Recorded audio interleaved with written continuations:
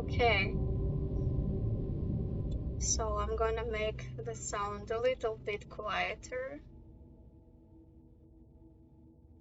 so that it's not like scaring my pants off. And we'll begin.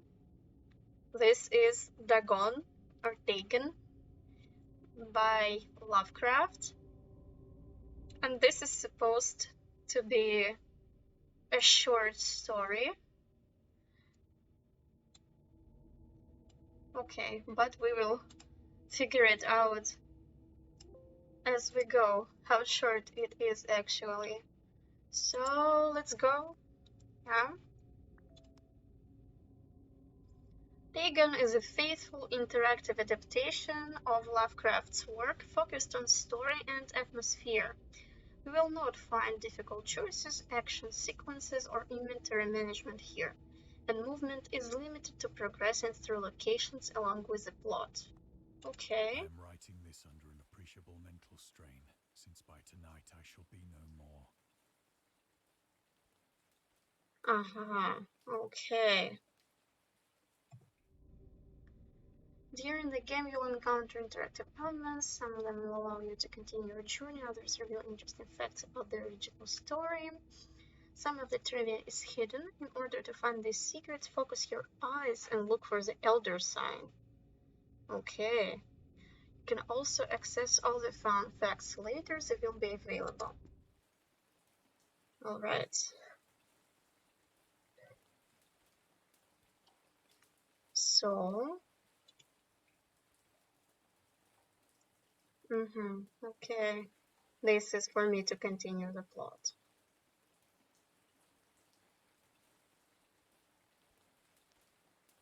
Penniless, and at the end of my supply of the drug which alone makes life endurable, I can bear the torture no longer, and shall cast myself from this garret window into the squalid street below.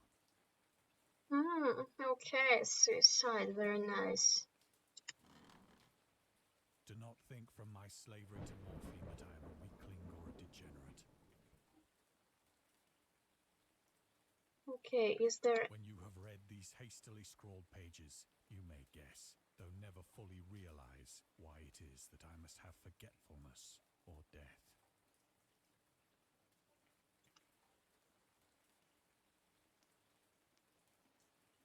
Okay, it's difficult to control. It was in one of the most open and least frequented parts of the broad Pacific that the packet of which I was supercargo fell a victim to the German sea raider.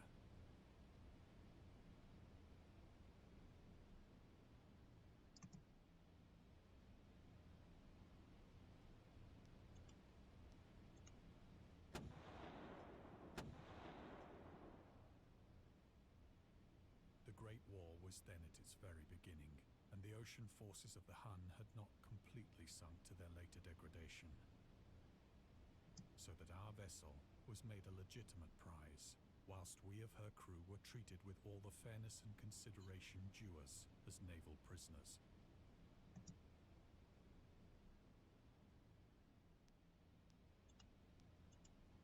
Okay, I can click it. Okay, the Huns were Central Asian nomads who established a dominion in Europe and invaded the Roman Empire in the 5th century. They were known as brutal, deadly warriors and masters of quick raids, who also developed powerful composite bows, lassos, and early siege weapons. During World War I, the British used the word Hun as a synonym for Germans. Oh, okay, now it makes sense. In order to emphasize their brutality. However, the term originated when the German Emperor Wilhelm II gave a speech to his troops on 27th July 1900, maybe 00, before they embarked to China. Should you encounter the enemy, he will be defeated. No quarter will be given. Prisoners will not be taken.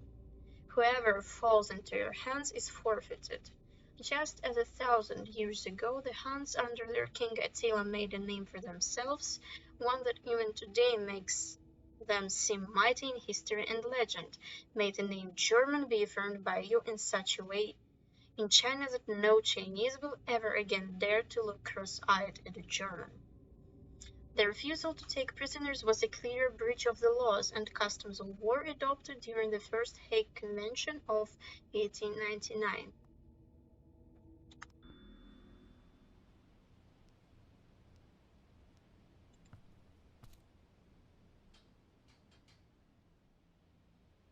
So liberal, indeed, was the discipline of our captors that 5 days after we were taken, I managed to escape alone in a small boat with water and provisions for a good length of time.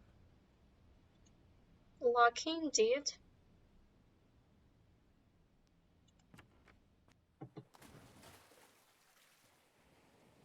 When I finally found myself adrift and free, I had but little idea of my surroundings.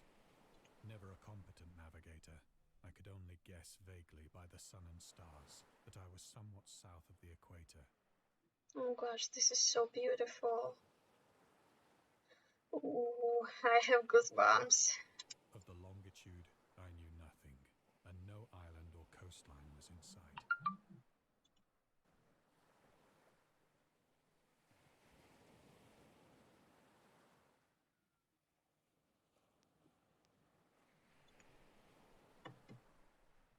The weather kept fair, and for uncounted days I drifted aimlessly beneath the scorching sun, waiting either for some passing ship or to be cast on the shores of some habitable land. This is indeed very, very beautiful. Okay, what happened there? But neither ship nor land appeared, and I began to despair in my solitude upon the heaving vastness of unbroken blue. The change happened whilst I slept. Okay, creepy sound. Its details I shall never know, for my slumber, though troubled and dream-infested, was continuous.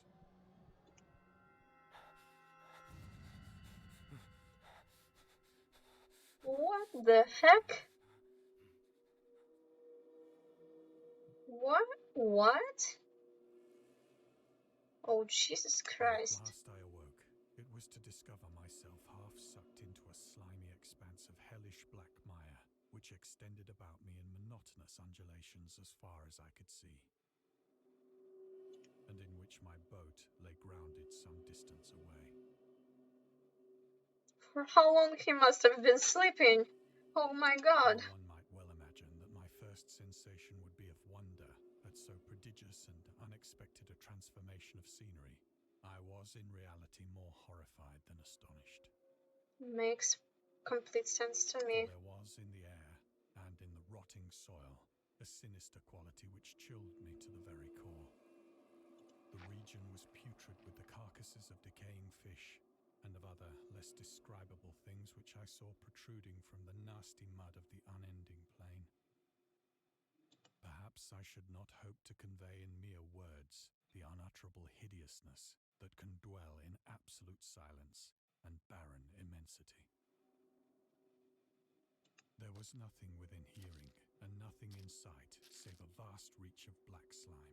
Yet the very completeness of the stillness and the homogeneity of the landscape oppressed me with a nauseating fear. The sun was blazing down from a sky which seemed to me almost black in its cloudless cruelty, as though reflecting the inky marsh beneath my feet.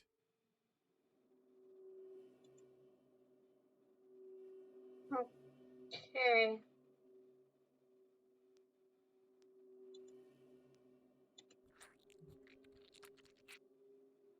That sound though. Oh, As I crawled into the stranded boat, I realized that only one theory could explain my position. I wonder which kind of theory did he come up with? Through some unprecedented volcanic upheaval, a portion of the ocean floor must have been thrown to the surface, exposing regions for which innumerable millions of years had lain hidden under unfathomable watery depths. Oh, So okay. great was the extent of the new land which had risen beneath me that I could not detect the faintest noise of the surging ocean. straining my ears as I might. Nor were there any seafowl to prey upon the dead things. Okay. Seafowl to prey upon the dead things. Okay, I see that. But maybe there's something else I can take a look at. For several hours I sat thinking or brooding in the boat, which lay upon its side and afforded a slight shade as the sun moved across the heavens. He just sat there amongst this. Okay. As the day progressed, the ground lost some of its stickiness and seemed likely to dry sufficiently for travelling purposes in a short time. That night I slept but little, and the next day I made for myself a pack containing food and water, preparatory to an overland journey in search of the vanished sea and possible rescue.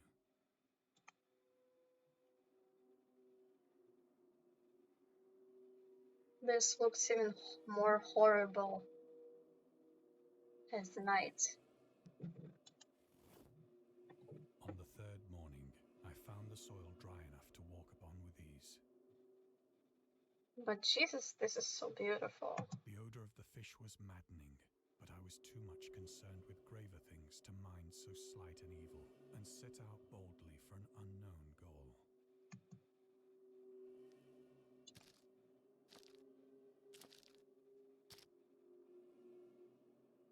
All day I forged steadily westward, guided by a faraway hummock which rose higher than any other elevation on the rolling desert. What's this? Oh. Okay, I'm not looking.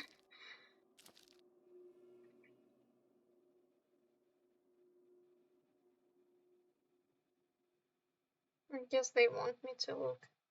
Oh, gee.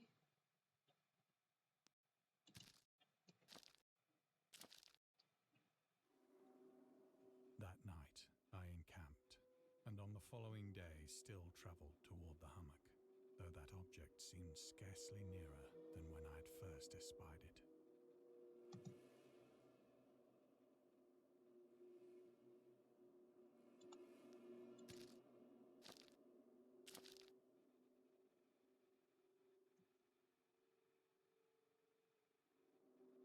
By the fourth evening, I attained the base of the mound, which turned out to be much higher than it had appeared from a distance. An intervening valley setting it out in sharper relief from the general surface. Too weary to ascend, I slept in the shadow of the hill. I know not why my dreams were so wild that night, but ere the waning and fantastically gibbous moon had risen far above the eastern plain, I was awake in a cold perspiration, determined to sleep no more. Never? Such visions as I had experienced were too much for me to endure again. And in the glow of the moon I saw how unwise I had been to travel by day. Without the glare of the parching sun, my journey would have cost me less energy. Indeed, I now felt quite able to perform the ascent which had deterred me at sunset. Picking up my pack, I started for the crest of the eminence. Okay, now we're going up or something. Okay. I have said that the unbroken monotony of the rolling plain was a source of vague horror to me.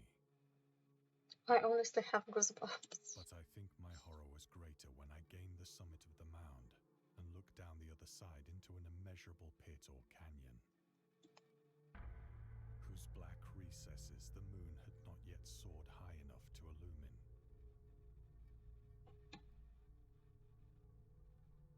I felt myself on the edge of the world, Looks as if you peering over are. the rim into a fathomless chaos of eternal night. Through my terror ran curious reminiscences of Paradise Lost, and of Satan's hideous climb through the unfashioned realms of darkness. As the moon climbed higher in the sky, I began to see that the slopes of the valley were not quite so perpendicular as I had imagined. Ledges and outcroppings of rock afforded fairly easy footholds for a descent, Oh no, don't go there. whilst after a drop of only a few hundred feet, the declivity became very gradual. Yeah, we're going down, aren't we? Okay. Urged on by an impulse which I cannot definitely analyze, I scrambled with difficulty down the rocks and stood on the gentler slope beneath, gazing into the Stygian deeps, where no light had yet penetrated.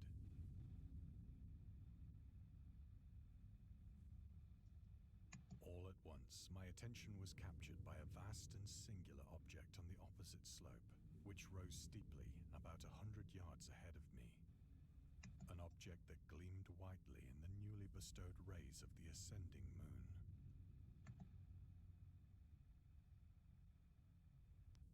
Okay, now we go towards it.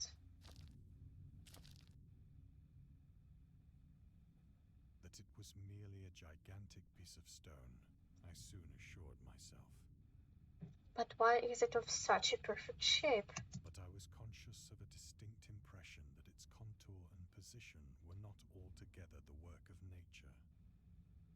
A closer scrutiny filled me with sensations I cannot express.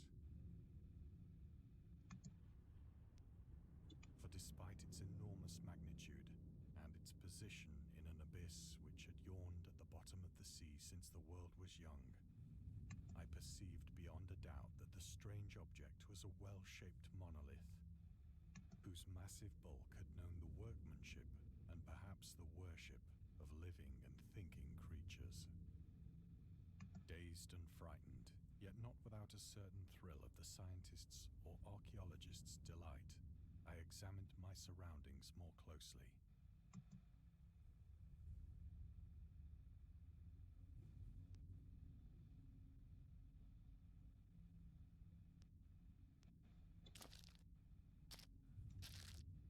I don't like that sound when he steps. The moon, now near the zenith, shone weirdly and vividly above the towering steeps that hemmed in the chasm, and revealed the fact that a far-flung body of water flowed at the bottom, winding out of sight in both directions and almost lapping my feet as I stood on the slope. What was that sound? Across the chasm, the wavelets washed the base of the Cyclopean monolith, on whose surface I could now trace both inscriptions and crude sculptures.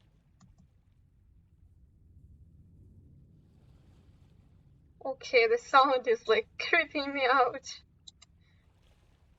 The writing was in a system of hieroglyphics unknown to me and unlike anything I'd ever seen in books, consisting for the most part of conventionalized aquatic symbols such as fishes, eels, octopi, crustaceans, mollusks, whales, and the like. Several characters obviously represented marine things which are unknown to the modern world, but whose decomposing forms I had observed on the ocean-risen plain. It was the pictorial carving, however, that did most to hold me spellbound.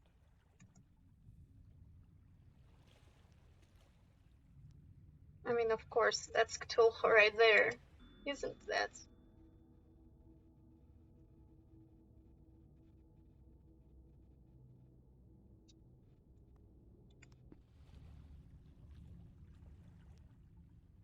Plainly visible across the intervening water, on account of their enormous size, were an array of bas-reliefs whose subjects would have excited the envy of a Doré.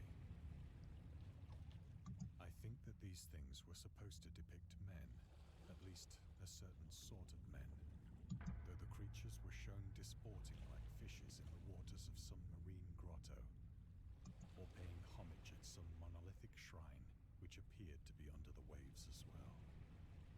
Of their faces and forms I dare not speak in detail, for the mere remembrance makes me grow faint. Grotesque beyond the imagination of a Poe or a Bulwer,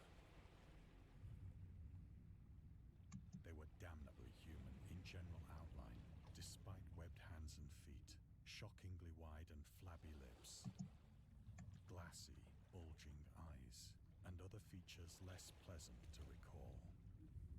Curiously enough, they seem to have been chiseled badly out of proportion with their scenic background. What the heck is that sound again? For one of the creatures was shown in the act of killing a whale, represented as but little larger than himself. Oh no, it doesn't sound as if it was unproportionately pictured. I remarked, as I say, their grotesqueness and strange size, but in a moment decided that they were merely the imaginary gods of some primitive fishing or seafaring tribe.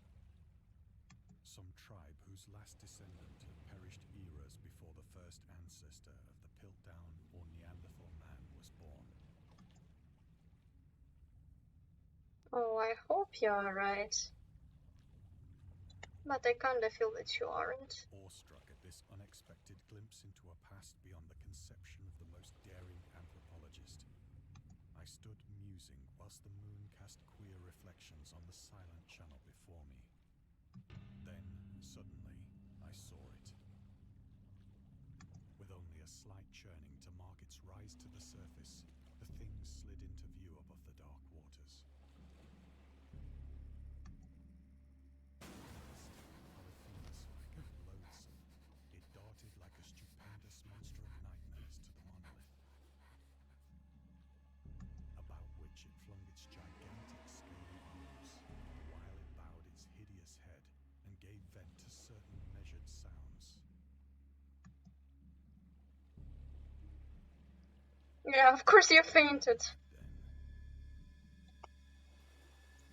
of my frantic ascent of the slope and cliff, and of my delirious journey back to the stranded boat, I remember little.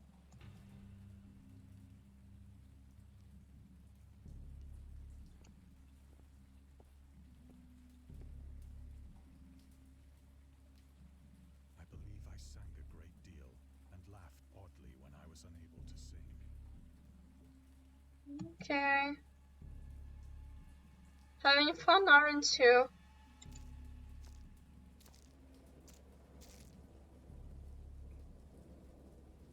I have indistinct recollections of a great storm some time after I reached the boat. At any rate, I know that I heard pearls of thunder and other tones which nature utters only in her wildest moods.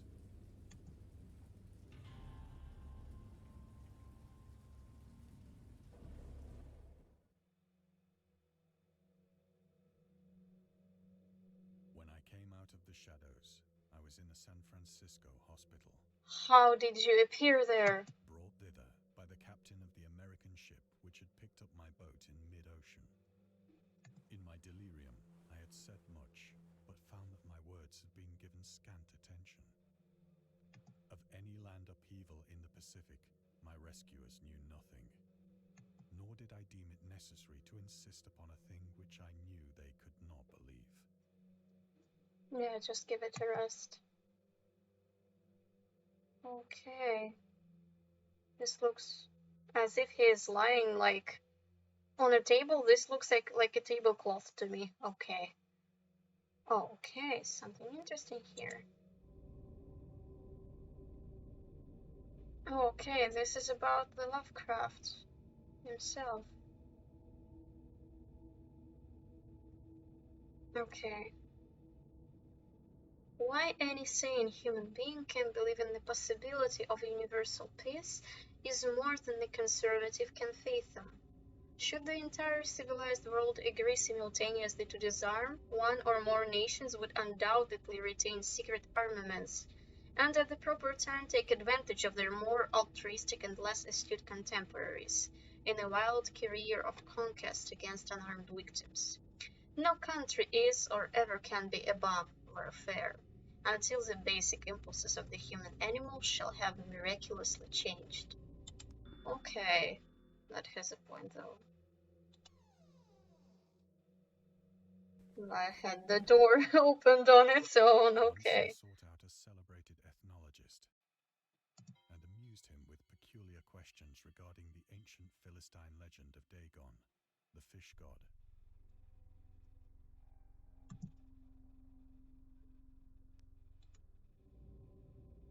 Dagon was the main deity of the Philistines, worshipped throughout the Middle East as the ancient god of fertility and crops.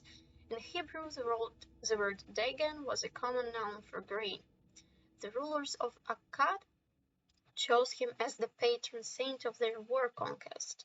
He also appeared as the judge of the dead in an Assyrian poem, and an underworld prison warder in one of the Babylonian texts.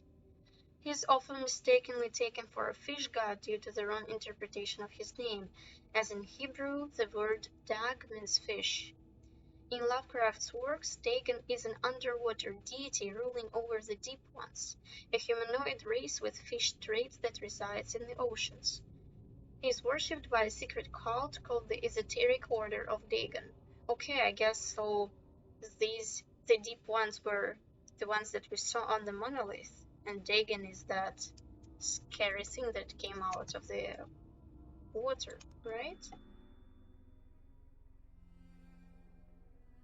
Okay, this is somehow much scarier than what we saw there. Okay.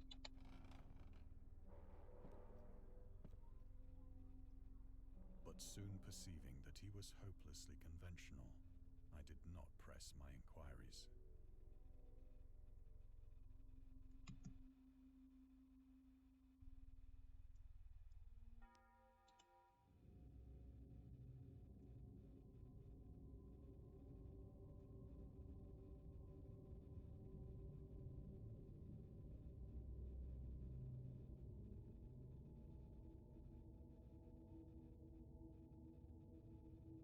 Okay. A lot of interesting facts here about Lovecraft. I'm not gonna read this one. You can do like a pause and read it for yourself.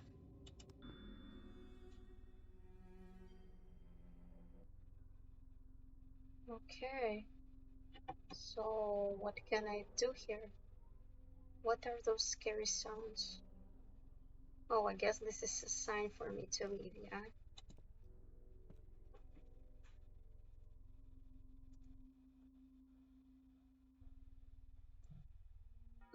Okay. The clock.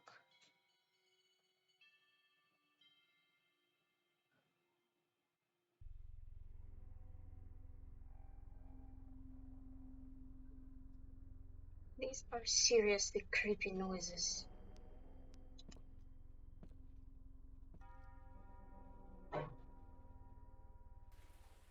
It is at night, especially when the moon is gibbous and waning, that I see the thing.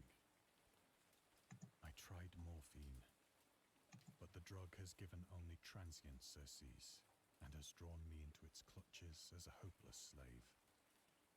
So now I am to end it all, having written a full account for the information or the contemptuous amusement of my fellow men.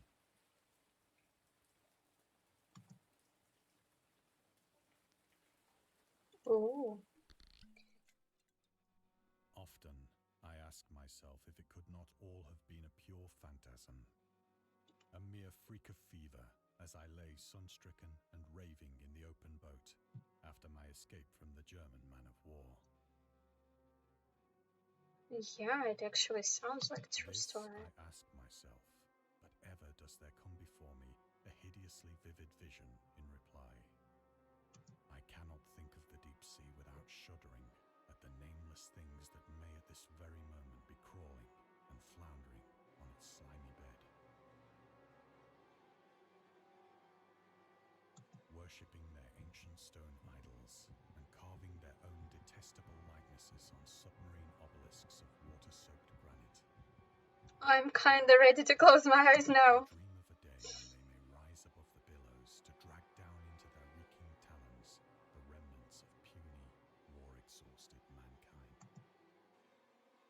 Of a day when the land shall sink and the dark ocean shall ascend amidst universal pandemonium.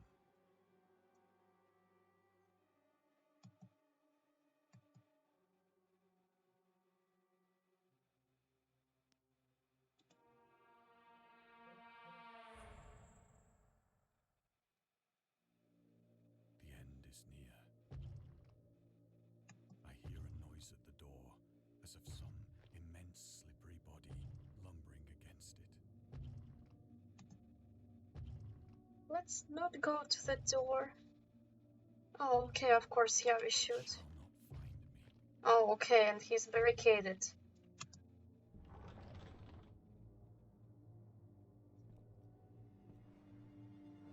God, that hand! Oh, okay. The window! The window! Run, Forrest, run. Should I do it on my own? Oh, okay, I should help him suicide.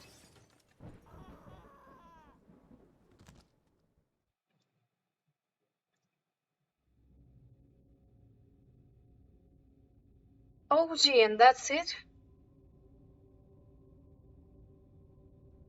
Oh, gosh. Well, this has been certainly interesting, and it keeps you on edge, so it's indeed short, but it's exciting, and very nerve-wracking for those fellows that enjoy horrors as much as I do. So, I hope you enjoy this, and let me know what you think about this. Bye!